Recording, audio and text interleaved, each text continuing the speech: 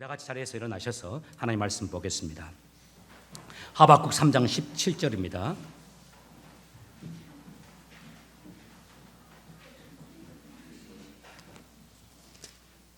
하박국 3장 17절에서 18절 같이 읽겠습니다. 시작. 무화과 나무에 무화과가 없고 포도나무에 포도가 없고 올리브나무에 거둘 것이 없고 밖에 거둘 곡식이 없으며 우리의 양이 없고 외양간에 소가 없더라도 나는 여호와 때문에 기뻐하겠습니다. 나를 구원하시는 하나님을 즐거워하겠습니다. 예, 자리에 앉으시기 바랍니다. 오늘 중고등부 학생들, 어린 학생들과 예배를 드리기 때문에 설교 짧게 한번 진행해 보겠어요. 늘 짧게 하신다면서 길게 하시는 거 다 합니다. 그렇게 말씀들 하시던데 최대한 노력해 보겠습니다. 거두절미하고 2022년 추수감사절에 우리가 주님께 드려야 될 두 가지 감사 말씀 나눌게요. 그 첫 번째입니다. 이렇게 감사합시다. 평범한 일상을 감사합시다. 특별할 것이 없는 우리에게 너무나 당연한 것들에 대해서 하나님께 감사하자는 말씀입니다. 시편 136편 5절이에요. 띄워주세요. 시편 136편 5절에서 이렇게 말합니다. 지혜로 하늘을 만드신 그분께 감사하십시오. 그분의 사랑은 영원합니다. 6절에서 물 가운데 땅을 펼치신 그분께 감사하십시오. 그분의 사랑은 영원합니다. 7절에서 또 이렇게 말합니다. 커다란 빛들을 만드신 그분께 감사하십시오. 그분의 사랑은 영원합니다. 8절에서 낫을 다스리도록 해를 만드신 하나님께 감사하십시오. 그분의 사랑은 영원합니다. 9절에서 밤을 다스리도록 달과 별들을 만드신 그분께 감사하십시오. 그분의 사랑은 영원합니다. 반복해서 시편 기자가 감사하십시오, 감사하십시오, 감사하십시오. 그런데 이 감사의 내용들 공통점들이 있어요. 뭡니까? 다 평범한 것들이에요. 너무나 당연한 것들입니다. 이것들 때문에 감사하냐 할 만한 것들입니다. 근데 여러분 조금만 생각해 보세요. 이것들이 얼마나 귀하고 감사한 것들인지 금방 알 수 있어요. 지혜로 하늘을 만드신 하나님, 하늘을 통해서 하나님께서 이른 비와 늦은 비를 우리에게 허락해 주시잖아요. 물 가운데 땅을 만드신 하나님, 조금 볼륨을 내려보세요. 땅과 바다의 경계를 정하셔서 그 속에서 우리에게 안전하게 살 수 있도록 하신 하나님이죠. 커다란 빛을 만드신 주님, 태양의 광선을 비롯해서 우리에게 빛을 알아가서 모든 생명체로 살게 하시는 하나님의 은혜. 구구절절 살펴보면 아주 평범한 것들이지만 이것들 가운데 단 하나라도 사라지거나 혹은 부족해지면 이 세상은 바로 혼란에 빠질 거예요. 몇 년 아니 몇 달 아니 몇 주도 가기 전에 우리는 종말을 맞이하게 될지도 모릅니다. 주님께서 하시는 말씀 뭡니까? 일상을 감사라는 말이에요. 특별할 것이 없는 너희들의 일상, 너무나도 당연하게 여겨지는 현재의 상황을 감사하라고요. 조금 속을 썩여도 우리 아이들이 옆에 있는 거 감사하고 내 아내가 옆에 있는 거 감사하고 일할 수 있는 일터가 있는 거 감사라고요. 특히 한국인들은 더 감사해야 될 것 같아요. 어제 좀 서치를 해봤습니다. 우리 한국의 경제 상황 같은 것을. 1960년대 우리나라 국민소득이 1인당 국민소득이 80불이었어요. 그때 1960년대 동남아시아 국가들의 1인당 국민소득이 300불이었어요. 그때 우리가 우리 국민들이 굶는다고 베트남에서 쌀을 모아서 우리에게 보내주었었어요. 한국 최초의 체육관, 장충체육관 아시죠? 그 체육관이 우리 힘으로 지은 거 아닙니다. 필리핀의 원조로 그 체육관이 지어졌어요. 우리나라 고속도로가 태국을 모방해서 고속도로가 지어졌는데 박정희 대통령이 태국을 국빈 방문하려고 하니까 태국에서 하는 말이 아니 그 못 사는 나라 한국의 대통령이 왜 굳이 우리나라로 오냐고 거부한 적도 있었다고 해요. 지금 우리나라 국민소득이 3만 4천 불입니다. 5만 불 되면 기쁠까요? 자동차 다 모두가 갖게 되는 시대가 되면 말할 거예요. 옆집에는 전기차 샀다고. 다 전기차 사고 나면 또 말할 거예요. 옆집에 헬리콥터 샀다고. 중국 속담에 이런 속담이 있어요. 기적은 하늘을 날거나 바다 위를 걷는 것이 아니라 땅에서 걸어 다니는 것이다. 이 말에 공감이 안 갈 수도 있어요. 목사님 지금 크게 아멘 하셨는데 내가 감히 나이 연세라고 말할 수도 없는데 연세가 어떻게 보이세요? 68세예요. 거기다가 10을 더하세요. 78세. 와. 내일 모레면 80이에요. 목사님이니까 저렇게 암이 나오죠. 우리 비교적 젊은 우리들은 기적은 하늘을 날거나 바다 위를 걷는 것이 아니라 땅에서 걸어 다니는 것이다. 공감이 안 돼요. 우리는 마음대로 걷고 뛰잖아요. 아파도 뛰잖아요. 그런데 70, 80 이상이 되어지면 그때 알게 됩니다. 그때가 되면 체력이 급격하게 떨어지고 생각지도 못했던 질병들이 몸에 여기저기에 생기게 되죠. 어쩔 수 없이 병원을 드나들게 됩니다. 여러분, 이것이 우리 주님께서 우리 모든 인간들에게 정한 이치입니다. 우리가 그때 알게 돼요. 아무런 어려움 없이 걸어 다니는 것 그 자체가 하나님의 은혜라는 것. 다 아실 거예요. 오늘 이 아침에도 우리가 내 힘으로 운전해서 걸어서 이 주의 성전에 예배 드릴 수 있는 것 얼마나 귀한 하나님의 은혜인지 모릅니다. 여러분, 일상의 기적입니다. 일상의 기적에 감사하는 여러분 되시길 예수 이름으로 축복합니다. 두 번째입니다. 감사. 주님께 드릴 감사. 이 감사도 매우 많이 들어서 상투적으로 들릴 수 있지만 오늘 한번 마음을 열고 들어봐 주십시오. 그럼에도 불구하고 감사하자. 그럼에도 불구하고 감사하자. 힘든 상황, 어려운 상황에서도 감사할 수 있는 그리스도인이 되다라는 겁니다. 상황이 어려운데 어떻게 감사합니까? 이 상황이 주님의 손에 있음을 믿기에 내가 그 주님 앞에서 바로 서고 더 아름답게 살아간다면 주님께서 반드시 이 모든 상황들을 통해서 이 어려운 상황을 재료 삼으셔서 내 인생의 아름다운 일들, 작품을 만들어낼 것이라는 그 믿음이 있기 때문에 미리 감사하는 거죠.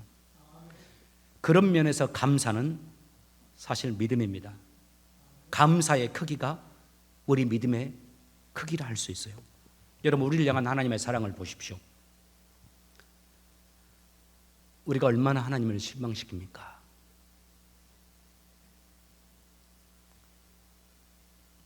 늦게 차를 타고 오는데 시간이 도로가 막혀서 얼마나 빨리 가든지 속이 타고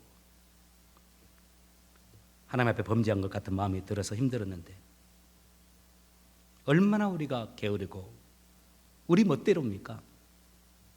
얼마나 우리 욕망을 절제하지 못합니까? 어떤 분이 주일날 예배 오늘은 회개 기도가 없이 대표 기도에 들어갔지만 우리가 매주일마다 회개 기도를 하나님께 하면서 예배를 진행하잖아요. 어떤 분이 그랬어요. 매주일마다 회개 기도할 때마다 나는 하나님께 너무 민망하고 죄송해서 이렇게 계속 기도해도 되나 이런 생각을 갖는다고요. 한심하고 염치가 없어서 내 죄를 용서해 달라고 구하기조차 민망하다고요. 그런데 여러분, 우리 주님이 그런 우리를 어떻게 하십니까?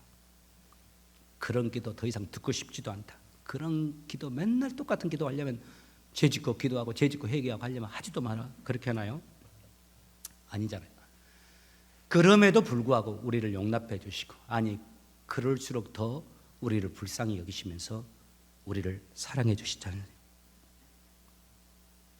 그 주님의 그럼에도 불구하고의 사랑을 받은 우리들이 2022년 추수감사절에 무엇을 가지고 주님께 나아갈까요? 그럼에도 불구하고의 사랑을 우리에게 베풀어 주신 주님께서 우리에게 무엇을 원하실까요? 바로 그럼에도 불구하고의 감사입니다. 주님의 사랑 하박국 선지자가 이렇게 고백해요. 무화과 나무에 무화과가 없고 포도나무에 포도가 없고 올리브 나무에 거둘 것이 없고 밭에 거둘 곡식이 없으며 우리의 양이 없고 외양간에 소가 없더라도 나는 여호와 때문에 기뻐하겠습니다. 나는 구원하시는 하나님을 즐거워합니다. 내 뜻대로 안 돼도, 내 바람대로 되지 않아도, 속이 상하고 때때로 답답하고 힘들어도 그럼에도 불구하고 하나님을 신뢰하면서 구원하시는 우리 주님을 바라보면서 기뻐하고 감사하며 살 것을 선포하는 겁니다. 여러분, 이것을 우리가 훈련해야 될 필요가 있습니다. 짜증이 많거나 특히 신경질적이나 불평이 많은 분들은 이것들이 성품이 되지 않도록 노력하셔야 돼요. 의도적으로 감사를 선포하고 감사를 훈련하는 그런 삶을 살아야 할 겁니다. 지금으로부터 딱 5년 전입니다. 2017년 추수감사절 때 여러분에게 두 가지 이야기를 제가 소개했었어요. 2017년 11월 추수감사절인데 2017년 11월 한 달 전 10월 달에 제가 받는 목회자 잡지에 소개되었던 그 두 가지 이야기를 여러분에게 소개한 적이 있어요. 기억하실지 모르겠습니다. 첫 번째, 미국분 이야기입니다. 오리전 캘리포니아 주의 한 주부가 남편을 신문에 팔겠다는 신문에 광고를 냈어요. 그 남편이 주중에는 일 때문에 바빠서 얼굴 보기가 힘들고 주말에는 남편 혼자 사냥, 낚시, 골프를 즐기기 때문에 있으나 마나한 남편 사실뿐 연락하라며 전화번호까지 신문에 냈습니다. 이런 남편들 조심하십시오. 이 광고가 나간 후에 60통 정도의 전화가 왔다고 그래요. 실합니다. 그 중에 남편을 사겠다는 사람 단 한 사람도 없었습니다. 그 대신에 전화해서 다음과 같은 조언들을 해주었다고 그래요. 남편이 살아 있는 것을 다행으로 여기십시오. 남편이 죽고 나면 얼마나 외로운지 아세요? 골프 치고 사냥하는 것은 약과예요. 바람 안 피우는 것만으로도 고맙게 여기세요. 남편과 헤어진 뒤에 혼자서 아이들 키우는 것 얼마나 힘든지 몰라요. 집에 남자가 없으니 애들이 정말 말을 안 들어요. 마지막 조언이 좋아요. 남편 이름을 걸치고 있는 것만으로도 감사하세요. 두 번째, 이번에는 한국분 이야기예요. 어느 여집사님이 남편 때문에 남편이 매일 술에 취해서 들어와서 너무 속상한데 그날도 어김없이 집에 만취해서 들어와 자더랍니다. 집에 잠들어 있는 남편을 보고서 신세한탄하면서 울었어요. 만나서 결혼해주면 교회는 꼭 같이 다니기로 했던 남편인데 결혼 뒤 한 6개월이 지나고 난 뒤로부터는 교회에 안 나가요. 불신자인 남편 만나서 홀로 신앙생활하는 것도 힘들고 날마다 이렇게 술에 취한 남편과 평생을 살아야 하는 자신의 처지가 너무 불쌍하다는 생각에 서러워서 눈물이 나더랍니다. 울다가 갑자기 그런데 그 주간 목사님이 하신 목사님 설교가 생각나더래요. 그때 설교가 빌립보서 4장 6절 혹시 기억하실까요? 잘 아는 성경 구절입니다. 아무것도 염려하지 말고 오직 모든 일에 기도와 간구로 하나님께 감사함으로 아뢰라. 감사함으로 아뢰라. 말씀의 능력은 대단합니다. 이 여집사님이 진짜 그 말씀을 마음에 새기면서 억지로라도 감사라는 그 목사님의 말씀을 떠올리면서 억지로 감사하려고 감사거리를 찾아보았대요. 처음에는 한숨만 나오더랍니다. 없어요, 감사거리가. 그런데 감사합니다 하면서 애쓰다 보니까 문득 감사거리들이 생각나더래요. 남편에 대해서. 들어보세요. 첫 번째, 우리 남편 술에 만취가 되어도 늘 어김없이 자기 발로 자기 집에 들어오니 감사합니다. 두 번째 감사, 우리 남편 술은 마셔도 아직까지 단 한 번도 나를 때린 적이 없으니 감사합니다. 때리기까지 하면. 세 번째, 우리 남편 술 먹어 인사불성이 되어도 다음날 아침에는 어김없이 일어나 직장에 잘 가니 감사합니다. 네 번째, 자신은 교회 안 가도 아내나 아이들 교회에 가는 것 방해하지 않으니 감사합니다. 여러분, 우리가 하나님 말씀 들었다, 음성 들었다 하는데요, 이런 음성이 진짜 하나님의 음성이에요. 이것이라도 감사 제목 삼자고 기도했대요. 감사. 다음날도 이렇게 기도해보고 의도적으로 남편 들으라고, 하나님 인사불성이 되어도 아침에 잘 일어나서 직장 가니 감사하면서 남편 들으라고 했더니 어느 날 남편이 씩 웃으면서 그러더래요. 뭘 그렇게 나한테 감사할 게 많아. 그랬더니 우리 목사님이 감사하라고 해서 감사하는 거야.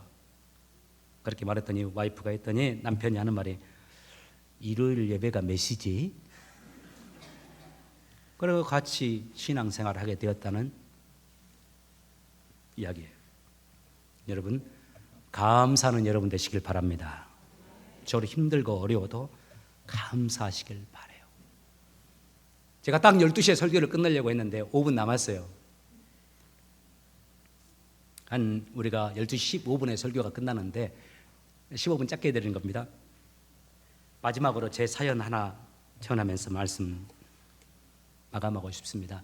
본래는 사진 몇 장을 띄우려고 했는데 제가 어젯밤에도 좀 몸이 불편해서 PPT를 보면서 그 사진들을 잊어버렸어요.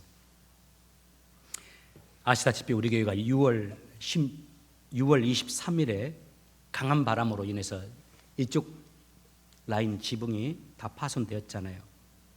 밑에 물이 새고 피아노도 물에 일부분 피해를 입었는데, 그때 우리 교회 건물이 보험에 들지 않았다라는, 보험에 커버되지 않는다, 빌딩은 보험 커버리지에 해당되지 않는다는 이야기를 들었습니다. 새벽 예배에 오는데 먼저 새벽 예배 와 계셨던 어떤 성도님께서 울며 전화가 왔어요. 새벽에 여러분이 전화하면 가슴이 쿵쾅거립니다. 교회에 계실 텐데 이분이. 근데 딱 전화를 받아봤더니, 목사님 그래서 지붕이 뚫리고 비가 다 새고 있어요. 그러세요. 그 일 터지면 가장 충격을 받고 마음이 힘든 사람이 누굴까요? 목사입니다. 특별히 건물이 보험으로 커버되지 않는다는 소식 듣고, 이쪽은 저쪽 끝 좀 어렵기 때문에 저쪽 끝에 앉아서 한 1시간 주님 앞에 가만히 앉아서 있었어요. 하나님이 뭘 원하시는 것일까? 내가 하나님 앞에 드려야 될 음성이 있는 것은 아닐까? 내가 깨닫고 돌이켜야 할 것은 있는 것은 아닐까? 하나님 내게 말씀해 달라고. 그리고 1시간 정도를 앉아 있다가 제 나름대로 어떻게 이것을 수리해야 되겠다, 보험이 되지 않는데, 이것에 대해서 나름대로 해법을 얻고 평안히 집으로 돌아갔습니다. 집에 가니까 아내가 아침을 차려놨어요. 늦은 아침 한 10시쯤 되었을 거예요. 아침 식사 끝내고 아내에게 말을 했습니다. 여보, 교회가 보험이 안 된다는데 어떻게 하면 좋을까? 우리 집이 약 20% 정도 집값이 올랐으니까 은행빚 갚고 남는 것으로 그러면 한 20% 정도 6, 7만 원 남을 것 같으니까 교회 그 돈으로 고쳤으면 하는데 어떻게 생각하냐? 우리 한국 여성들은 참 대단해요. 제 아내 단 몇 초의 망설임도 없이 그렇게 하자고. 내가 그러면 월세로 우리 돌아가야 하고, 전번에 월세 구할 때 우리 수입이 충분하지 않다고 월세 계속 어플리케이션을 리젝트 당했는데, 그래서 월세 구하려면 또 코사인도 받고 해야 되는데, 불과 그것이 1년 전의 일인데 또 그렇게 해도 되냐고. 한번 재차 확인을 하고 또 일을 저질러야죠. 그랬더니 주님의 교회가 이렇게 되어서 방법이 없다면, 우리가 집을 사려고 해서 집을 산 것도 아니었고 주님이 주신 집인데 그 집 팔아서 교회 고칠 수 있다면 감사하죠. 이런 이야기를 제게 해요. 제 아내 아시겠지만 평소에 자기 믿음 좋다고 믿음의 소리 크게 내는 사람 아닙니다. 근데 살아보면 결정적인 순간에는 믿음의 말을 이렇게 많이 큰 소리 치는 저보다 훨씬 더 믿음의 결단력을 보여줘요. 역시 이번에도 그렇게 하자고 그래서 아내 동의를 받고 그렇게 진행하기로 우리가 약속을 했어요. 단 하나 마음에 걸린 게 있었습니다. 우리 아이들. 그 집을 사고 나서 그렇게 좋아할지는 몰랐는데 너무 좋아해요. 그 아이들에게 이 일을 전하면 우리 목사님의 아들 되시는 제이슨 형제님도 있습니다만 왜 우리 목회자들은 이렇게 살아야 하냐고. 부모의 신앙이나 목회나 교회에 대해서 하나님에 대해서 부정적인 시각이나 회의심을 가질 것 같아서 좀 걱정이 됐어요. 그런데 아이들에게 상의하면 아이들이 안 된다 할 것 같고 힘들어할 것 같고 그러면 제가 그 일을 진행하지 못할 것 같아서 아이들에게 말하지 않고 우리끼리 진행하기로 했습니다. 그리고 그 일은 다음에 해결하기로 하고, 그리고 중개수수료, 교회 고치는 일을 좋은 일이니까 그 일에 중개수수료 받지 않고 해줄 사람, 그 사람도 접촉해 보려고 노력했고 그에게 편지를 써가지고 감동시키는 편지 써서 이렇게 좀 도와주세요 하는 그 편지도 좀 썼습니다. 그리고 중간중간 수리의 과정 가운데 어려움도 있었지만 정말 우리 힘이 아닌 주님의 성령께서 모든 과정을 이렇게 인도해 주셨어요. 저희 집 팔고 된 게 아니라 보험으로 된 거 다 아시잖아요. 최종적으로 보험이 커버되어서 교회를 고치게 되었어요. 보시다시피 저희 교회가 이번 어려움을 통해서 오히려 더 좋아졌습니다. 첫 번째, 본당이 이렇게 리모델링 되었고 교회 여러 외부의 다른 부분들도 오래된 건물이니까 수리해야 될 부분들이 많아졌는데 그 부분들이 수리되었습니다. 둘째로, 난 너무 감사해요. 진심으로요. 또 자랑합니다. 여러분들 단 한 사람도 부정적인 말을 하지 않았어요. 흔들림 없이 단 한 마음이 되어주셨어요. 세 번째, 식당에서 몇 달 동안 열악한 예배 가운데도 하나님께서는 우리 공동체에 큰 은혜를 부어주셨고 또 식당에서 예배하는 가운데 새로운 성도님들이 우리 교회에 등록하시면서 함께하게 되었어요.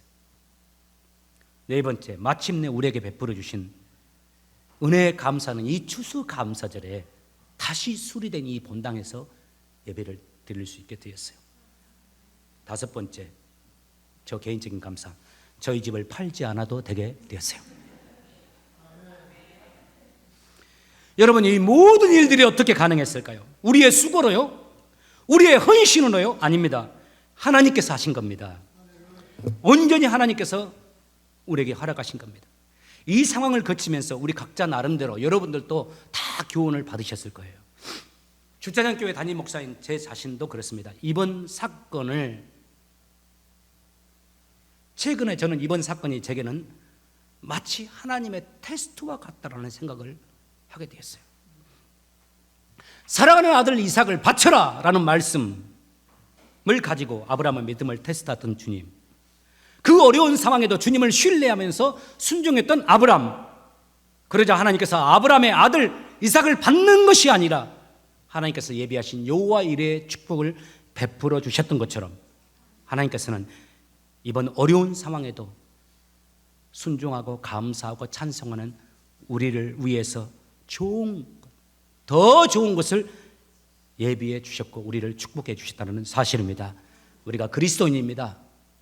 우리가 하나님의 자녀입니다. 살다 보면 우리도 어려움을 만나고 눈물을 훔치는 일이 있고 잠을 이루지 못하고 이리저리 뒤척여야 되는 세월들이 있을 수 있습니다. 여러분, 그때 더욱 믿음으로 주를 바라보시고 더욱 감사하며 사시는 여러분 되시기를, 그래서 여호와 이레의 축복을 맛보시고 경험하시는 여러분 인생 되시기를 예수 이름으로 축복합니다. 우리 다 같이 자리에서 일어나셔서 찬송하면서 준비하신 물질 드리고 감사하면서 축도 가운데로 나가겠습니다.